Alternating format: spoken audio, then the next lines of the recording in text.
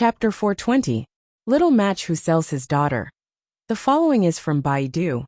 Toyue is a tool for blowing and burning. Is there a Toyue between heaven and earth and lousy? It's empty but unyielding, it moves but it comes out. There are unearthed portraits from the Han Dynasty. Toyue has 3 wooden rings, 2 round plates, and is made of leather.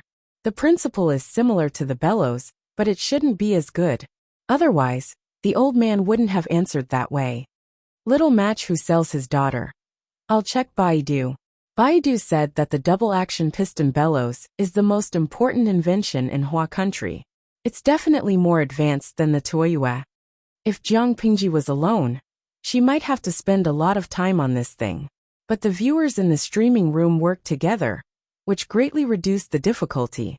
Double-action piston bellows? Jiang Pingji fell into deep thought. What came to her mind wasn't the bellows, but the contents of the mechanical foundation course. If the bellows were derived from the Toyue, the two should have something in common. She asked the old man if there was a Toyue in the workshop. Then, under the old man's confused gaze, she studied the Toyue over and over again. I think I have an idea. This should be able to raise the temperature in the kiln to meet the conditions for baking bricks. The old man saw her sitting on the floor, taking out new bamboo paper and laying it on the ground. He took a piece of charcoal and started drawing. His originally calm expression instantly cracked. I didn't expect you to be such a frivolous district magistrate. Why are you playing tricks instead of doing your job properly? The viewers in the streaming room also said, Streamer, why aren't you obediently fighting for the world? Why are you inventing? Streamer, if you steal someone else's job, the Mahis will cry in front of you. On the other side, Jiang Pingji was playing around with the tricks in the eyes of others. Her subordinates were already crazy busy. Luoyue led 500 imperial guards to patrol everywhere. Not only did they have to pay attention to threats from the outside world, but they also had to pay attention to the security in the city. Needless to say, the facts proved that Jiang Pingji had foresight. After the youth with the surname 5 human traffickers who wanted to steal children, how can I miss out on such a joyous occasion? At first, the troop member's face was painted a calm expression. He said to Li Yin, he ordered his men to beat up the human traffickers according to the law. We can't let you lose your life no matter what. Money. You're skilled in martial arts. Arrested them. You'll definitely break out of the district headquarters prison. We don't ask for anything else. If it wasn't for someone stopping him, we only ask for Brother Li to go to sword and chop them up. And tell our master Lang Jun, didn't he see that even though we're so busy that their feet didn't even touch the ground till the end, wishing they could hit the back of their heads with their feet. Li Yin stood up with his spear in his right hand. To think that there would be such an ignorant fellow who would bump into men, they couldn't even protect themselves. So how could feel at ease for the rest of my life? Everyone in our troop felt that anyone who tried to rush down together and fight again county deserved to die. Together on daggers and long knives on their way for situation was still considered good. As the other Yin's situation boosted everyone's morale for some kind of solemn ceremony. Rang had never letting afraid of their minds. Even if they died today, they wouldn't let most they would walk. He had to take it seriously. The solemn atmosphere affected the young children at the very most. And once they opened their every single one of them originally registered. A little girl in red caught her head with swords and blood. She looked after 2 days different for life or death. He couldn't care less about his demeanor. She would almost corner of a troop and come back with her little hand. Her watery eyes became round to him. I owe you 2 important things must be well every time. I'll do anything for 99 out of 100 martial arts were very strong, let alone in the eyes of head and looked at her. Was she going to find someone each other silent right for a while? His technique was vigorous and bloodshot, and found a bag of dry lost his voice. Even when fighting one against water back, you have to give me the yourself in the water, or I'll die and go on your way after Jiang Pingji did not even have the chance to talk a hungry man reached aspirations. The child shouted in order not to drive Jiang ran or take the water back. Jiang Pingji could only think of a way. Uncle, perhaps it was a blessing. He was actually very shy on joining the bandits that year. Serving shyly, he might have gotten married. Suddenly had an idea. He didn't have that excited sorrow of going to hell. I'll help you chase away the bad guys. Why bother about it together? Aren't there true girls driving in the backyard of the district headquarters warmed by his bodies? They were originally from an extraordinary background. Given the current situation, it was not very the troops had no way. They wouldn't have fallen some water to eat. In the beginning, not to mention how they abandoned the people. I think they should be able to ride open the child. Why don't we hire you to be your clover? He got up and strode away together with his brothers to give them up. Even if they were to die, they had to do something practically before they died. Those girls met with the foot of the mountain was surrounded by